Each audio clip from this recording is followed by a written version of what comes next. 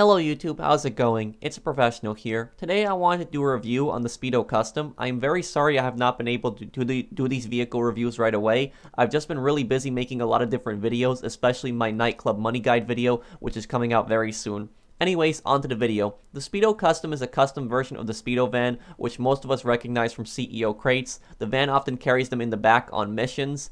It is faster than the regular Speedo and has much better handling.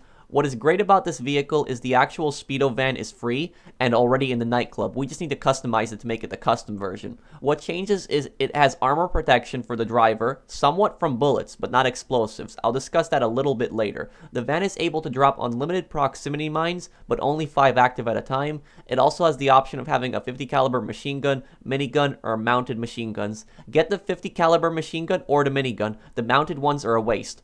Finally, it has a RAM on the front, but it isn't great. The upgrades on this van aren't that expensive, and if you guys are looking to do the nightclub business, you should definitely invest in this van. Everybody should get this van if you're doing the nightclub business, because the difference between this van and another weaponized vehicle is these vehicles can be used in delivery missions. So your custom vehicle will be used in delivery missions. Between 1 and 119 crates, you will always get this van. So if you're planning on making those smaller deliveries up to 119 crates, you definitely want to get this van, especially because you can have your own custom one on it. So if you're looking forward to doing the nightclub business, get this van. Okay, so here we are doing a speed test, the Speedo Custom versus the weaponized Tampa. I wanted to do a speed test versus the weaponized Tampa because the weaponized Tampa is the most similar vehicle to this one because it also has a remote controlled machine gun on top and it's also able to drop proximity mines. And as you guys can see from the race right here, the weaponized Tampa just blows the Speedo Custom away. The Speedo Custom, it's much faster than the regular Speedo, has much better speed than the regular van, but in comparison to other vehicles, it's pretty slow. So the weaponized Tampa definitely blows this thing away. Even if I get a few seconds head start on the weaponized Tampa manages to still easily catch up to me. So take a look at this right here. We're a few seconds ahead right now. And we're going. But Tampa starts catching up to me. At first I'm ahead. I'm ahead for a few seconds, but you can see he's gaining on me and he's going to pass me. He's catching up to me right here. So it has decent speed for a van, but in comparison to other vehicles, they will easily be able to beat this thing. Here I wanted to show you guys a comparison of the weapons. I have a 50 caliber machine gun on my van. My friend Philip on my right side has a minigun on his. We're going to be both shooting at different hydras. I'm going to be shooting at my hydra here. He's shooting at his hydra there. So right here, even though the minigun is the more expensive weapon, the 50 caliber machine gun, it does more damage per shot. If you take a look at this test carefully, you can see I'm blowing up the hydra faster than him by a few seconds. So his minigun is able to put out more shots.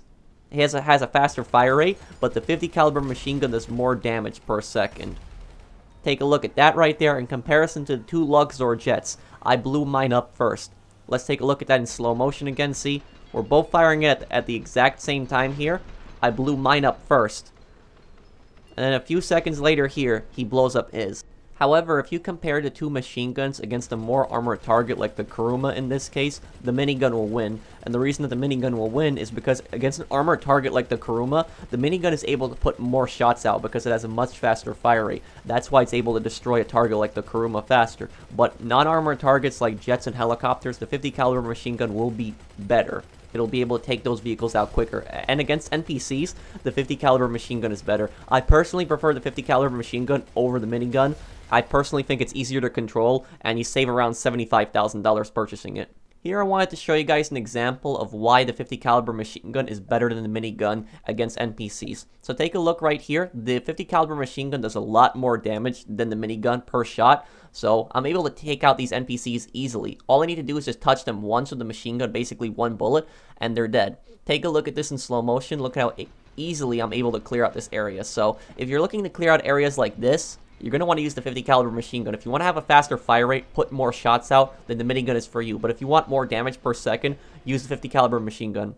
One really stupid thing about this vehicle, and a lot of other weaponized vehicles suffer from the same problem, is if you purchase one weapon on it. So let's say that you purchase the minigun on it, but then you decide, hey, I want to get the 50 caliber machine gun. You go and buy the 50 caliber machine gun, but then at a later point you say, I want to go back to the minigun. If you do that, you got to keep rebuying it. So if you buy both weapons and then you leave the nightclub and then you go back in, you're going to be charged for that second weapon if you try to switch it out every time. So you got to keep rebuying the weapon over and over again. So you can't buy the minigun and buy the machine gun and then just switch it for free. That should be the option. But instead, you're forced to keep rebuying it over and over again. So to stick with one, don't change the guns at all, guys, because you're going to get ripped off, and it's really stupid that you get charged for it every time this happens.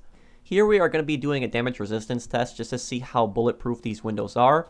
And as you guys can see, my friend Caden right there is sitting in the van, and I'm emptying a magazine into the window right now to just see if I can kill him. And the windows in this van, they work kind of strange in it that they're somewhat bulletproof. After a number of shots, the windows will break and the driver can easily be shot out. But before that, the windows will offer complete protection until they're shot out.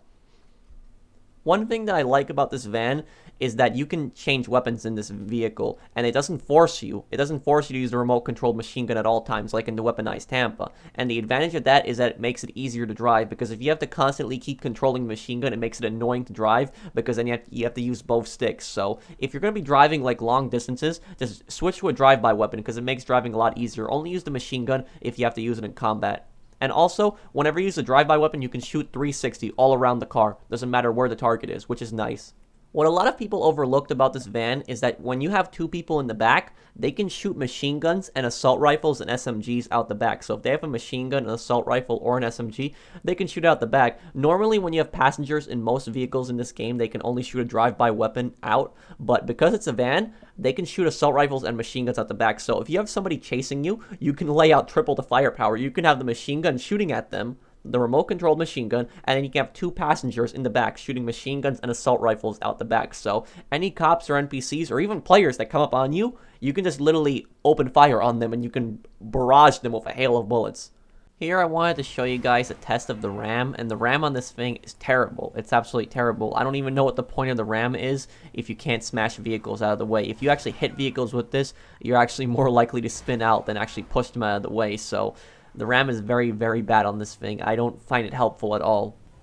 In terms of selling cargo with it, I have no problem with this vehicle. In fact, I enjoy driving it on cargo missions. The vehicle's decently fast for a delivery vehicle and has much better handling than a lot of the other delivery vehicles I've driven. I would 10 times rather drive this vehicle than have to drive another post-op van. I just can't stand the post-op van so much.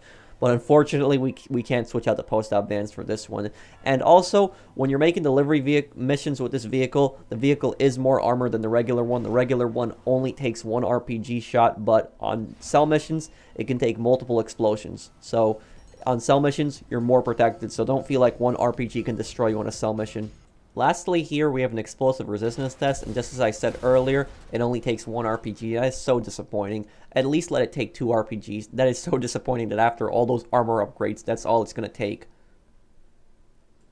So here we come to our pros and cons. So the first pro is that you get a free Speedo van in your garage, in your nightclub when you first purchase it. So you don't need to go on a website and purchase the Speedo van. You can just get a free Speedo van, and then all you have to do is just upgrade it. And the upgrades, they're not even that expensive. I expected them to be a lot more expensive than they were. And you can use drive-by weapons in this vehicle. So you're not forced to use the remote-controlled machine gun the entire time like in the weaponized Tampa. You can use drive-by weapons and make driving the vehicle a lot easier. It's a good vehicle for sales. It's fast and better to get around the map than other vehicles, especially in comparison to vehicles like the post-op van. It has a strong machine gun. I personally prefer the 50 cal over the minigun, but if you want faster fire rate, get the minigun. But strong machine gun, good remote control, and has good handling for a van. Now the cons, it has a terrible RAM, absolutely terrible. It can't smash anything out of the way, even if you needed to in the worst possible situation. You couldn't smash anything out of the way. It has very bad armor. You get blown up in one RPG, and it's not completely bulletproof. It is somewhat bulletproof, which is a plus. It'll protect you from some bullets, but eventually the driver will get shot out, and you also have to pay to switch weapons. You can't buy the minigun and the machine gun. You gotta keep paying to switch weapons. So I hope you guys enjoyed this review. Let me know what you think down below. I'm gonna be reviewing the other vehicles for this update and any other vehicles that are released. I'm sorry that I've been late on these videos, guys. I've just been doing other videos for the nightclub, especially. I've been doing my tips and tricks video, which I uploaded recently, and my money guide, which I'm going to be uploading soon. So if you enjoyed the video, drop a like. If you're new to my channel and you enjoy my content, then subscribe to me, and I'll see you guys in the next one. Take care.